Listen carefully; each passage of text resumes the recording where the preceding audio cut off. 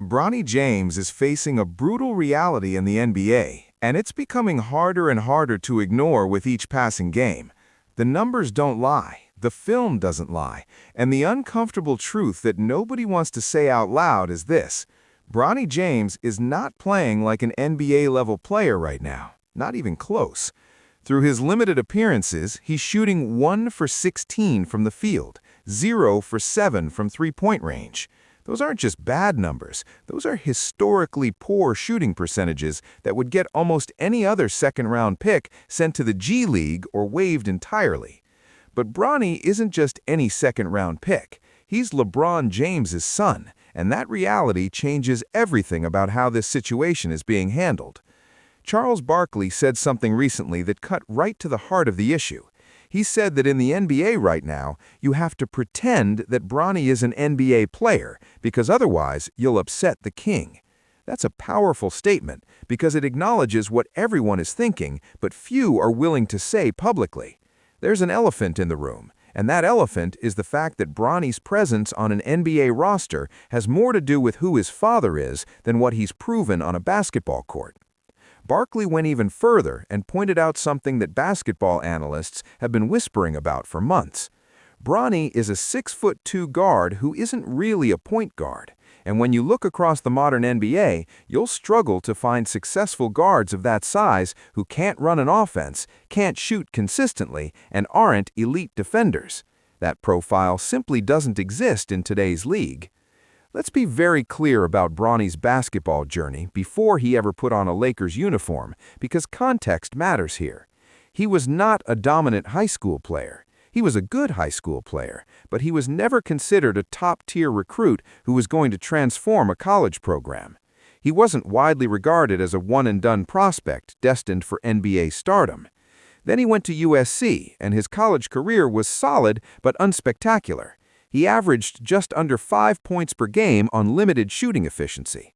His season was also impacted by the cardiac arrest he suffered during a summer workout, which was a terrifying and life-threatening medical emergency that understandably affected his development timeline.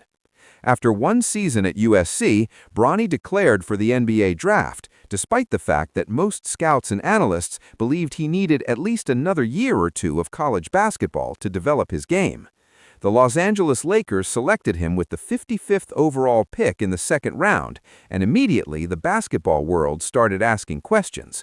Was this pick based on merit, or was it a move designed to keep LeBron James happy and committed to the Lakers insisted that they genuinely believed in Bronny's potential and that the pick was justified based on their evaluation process. But the skepticism was widespread and loud. And now, as we're seeing Bronny struggle in actual NBA action, those questions are only getting louder and more pointed. The preseason numbers told a concerning story: 7 for 28 from the field across 4 preseason games, 2 for 13 from three-point range, 8 assists against 8 turnovers, meaning his assist-to-turnover ratio was exactly 1-to-1, which is below average for any guard trying to make an NBA roster. Those statistics raised red flags, but the Lakers kept him on the active roster anyway.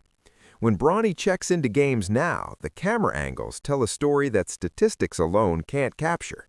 You can see the hesitation in his movements. You can see defenders sagging off him because they don't respect his shooting. You can see offensive possessions where the spacing breaks down entirely because defenses know they can ignore him on the perimeter. One viral clip showed Bronny standing in the corner while 2 Lakers players ended up next to each other, completely destroying the floor spacing and essentially forcing the Lakers to play 3-on-5 offensively.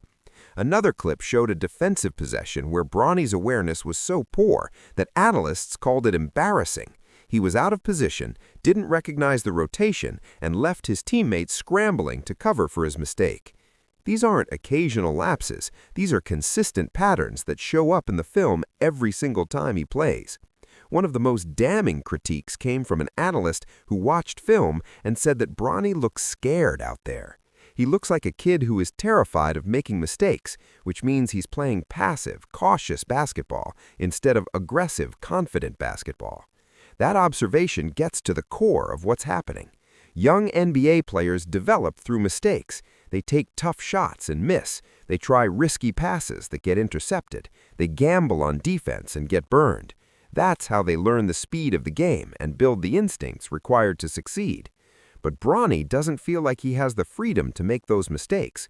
With his last name, with the global spotlight, with millions of people watching and analyzing every single possession, he's playing not to fail instead of playing to succeed. And that mental approach is absolutely crippling his development. The shooting issues are the most glaring problem, and they're not new.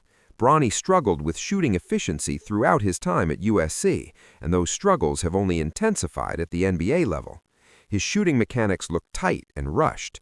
His release doesn't appear fluid or natural, and most importantly, he doesn't have the confidence to let it fly even when he's open.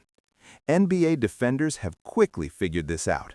They're sagging off him by several feet, daring him to shoot, knowing that even if he takes the shot, the percentages are heavily in their favor. When defenders can ignore a perimeter player completely, it destroys offensive spacing for the entire team. Driving lanes shrink, passing angles disappear. The defense can load up on the team's actual threats. This isn't a minor inconvenience. This is a fundamental problem that makes Bronny virtually unplayable in competitive NBA games. But the shooting isn't the only issue. Bronny was supposed to bring value as a smart, high basketball IQ player who could run an offense and make the right reads. That was the scouting report coming out of USC. He was described as a connector, someone who might not put up big numbers but would make winning plays and keep the offense organized. But what we're seeing on NBA courts doesn't match that description at all.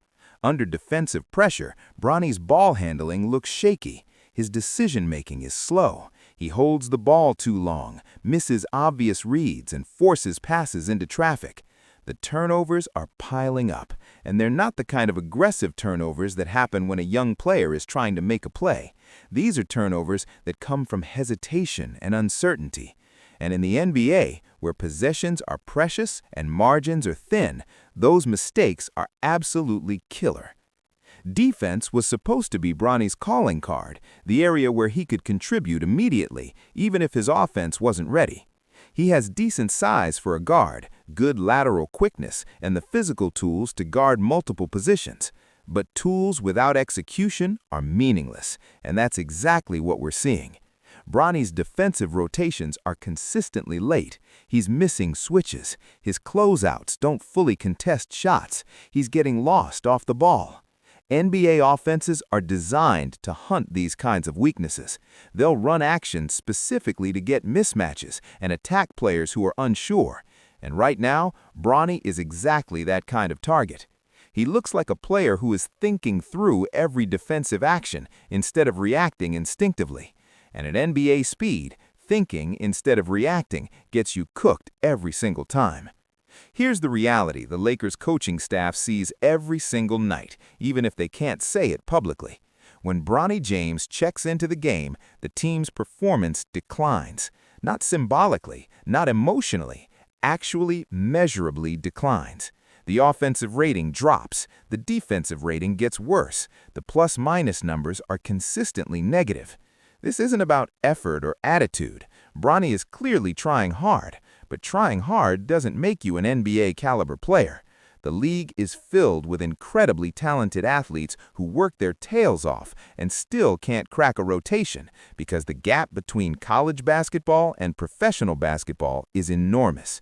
And right now, Bronny is on the wrong side of that gap. The situation becomes even more complicated when you consider the environment Bronny is trying to develop in. The Los Angeles Lakers are not a rebuilding team with low expectations where a young player can work through struggles without pressure. This is a franchise chasing championships. They're trying to maximize the final years of LeBron James's career. They cannot afford to sacrifice valuable roster spots and playing time on long-term development projects.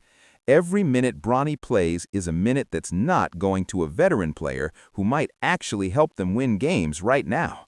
That creates organizational tension, it creates pressure, and it creates an environment where a 20-year-old kid feels the weight of every single possession because he knows that his presence on the floor might be costing his team wins. Multiple analysts have pointed out that Bronny would have been in a much better situation if he had been drafted by a rebuilding team like Charlotte or Sacramento. On one of those rosters, he could have played. He would have had the freedom to make mistakes, to experiment, to play freely without the suffocating pressure of championship expectations.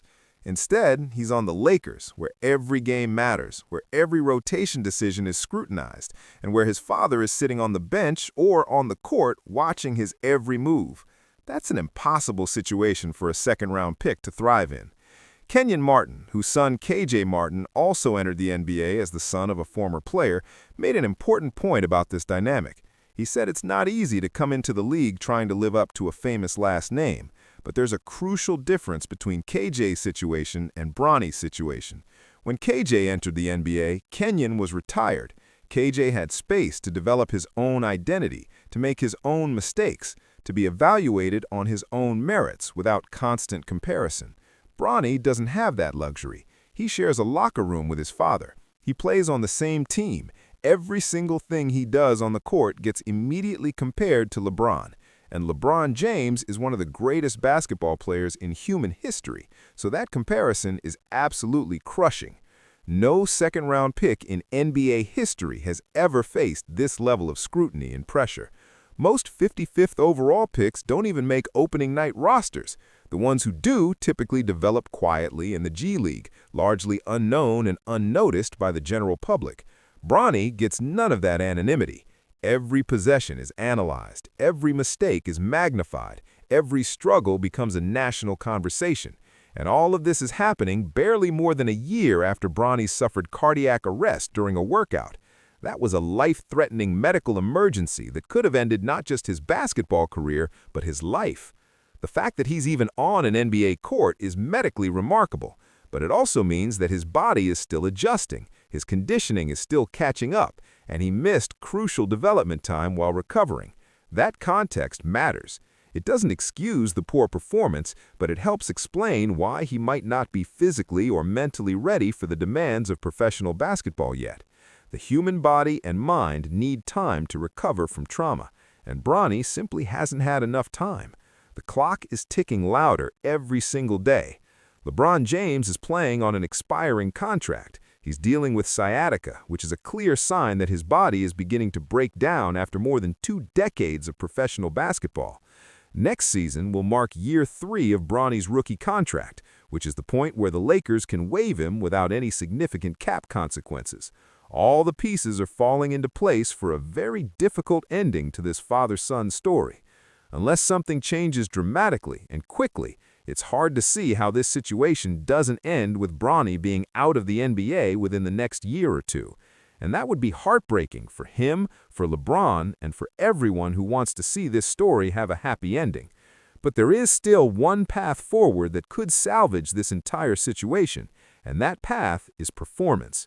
If Bronny can somehow break through the mental barriers that are holding him back, if he can start playing with the aggression and confidence he showed in some G League appearances, if he can prove that he can genuinely contribute to winning basketball at the NBA level, then everything changes. The criticism fades, the roster spot feels justified, the narrative shifts from nepotism to redemption. But right now, we're not seeing any signs that breakthrough is coming. We're seeing a young player who looks overwhelmed, tense, and unsure. We're seeing someone playing not to fail instead of playing to succeed. And in the NBA, that mentality is a death sentence for your career. The smartest thing Bronny could do right now is spend significant time in the G League, not as a punishment, not as an embarrassment, but as genuine development. The G League exists specifically for players who need more time to adjust to professional basketball. It's a place where young players can get extended minutes, work through mechanical issues, build confidence through repetition, and develop without the pressure of national television and championship expectations. Plenty of current NBA rotation players spent time in the G League early in their careers. There's no shame in it. But because of who Bronny is, because of who his father is, there's immense pressure to keep him on the NBA roster, even when it's clearly not. LeBron himself may have miscalculated this entire situation. His desire to play alongside his son, while understandable and emotionally powerful, may have created circumstances that are actually hurting Bronny's long-term career prospects. If Bronny had gone to a different team, if he had been allowed to develop at his own pace without the spotlight, if he had been given time in the G League without it becoming a national story, he might have had a real chance to develop into a legitimate NBA player. Instead, he was thrust into an impossible situation where expectations and reality are miles apart, and the gap between those two things is crushing him. One of the most painful aspects of this entire situation is watching Bronny play scared. You can see it in his body language. You can see it in the way he hesitates before shooting. You can see it in the way he makes the safe pass instead of the aggressive play. He looks like a player who is terrified of being the reason his team loses. He looks like someone who knows that millions of people are watching and waiting for him to fail. And that level of psychological pressure would break most people, let alone a 20-year-old who is still figuring out who he is as a basketball player and as a person. Confidence is everything in professional sports, and right now, Bronny's confidence appears shattered. The broader basketball community is divided on how to approach this situation. Some people feel genuine sympathy for Bronny and recognize that he's in an impossible position through no fault of his own. Others are frustrated because they believe his roster spot should be going to a more deserving player who has actually earned it through performance. Both perspectives are valid. It is possible to feel bad for Bronny as a human being while also acknowledging that he's not currently playing at an NBA level. Those two things are not mutually exclusive.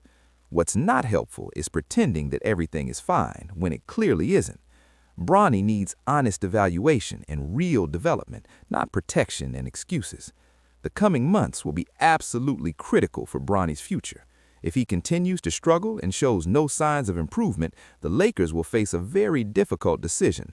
Do they keep him on the roster purely to keep LeBron happy, even though it's hurting the team's championship chances? Or do they make the tough call and send him to the G League or waive him entirely, knowing that it might create tension with the greatest player in franchise history? There's no easy answer to that question, but the longer they wait to address the issue honestly, the harder it becomes to fix. If we're being completely honest, the most likely outcome here is not a happy one. Bronny is probably not going to transform into a rotation-quality NBA player in the next 6 months. The gaps in his game are too significant, the confidence issues are too deep, the pressure is too overwhelming. Unless something dramatic changes, we're probably watching the slow-motion end of Bronny's NBA career before it ever really began. And that's tragic because he never asked for any of this. He didn't choose to be LeBron James' son. He didn't ask to be drafted by the Lakers. He didn't create the impossible expectations that were placed on his shoulders. He's just a young man trying to pursue his dream while the entire world watches and judges his every move. The basketball world is watching this situation very closely because it represents something larger than just one player's struggles. It's a story about nepotism and meritocracy. It's a story about pressure and expectations. It's a story about the price of fame and the burden of legacy. And it's a story that doesn't currently have a happy ending in sight. Bronny James is running out of time to prove that he belongs in the NBA. The hourglass is nearly empty. The margin for error is gone. And the brutal truth that even LeBron James cannot fix is that talent and readiness cannot be manufactured or inherited. They have to be earned. And right now, Bronny James has not earned his place on an NBA roster. That's not hate. That's not disrespect. That's just reality. And reality, as we're all seeing right now, can be absolutely brutal.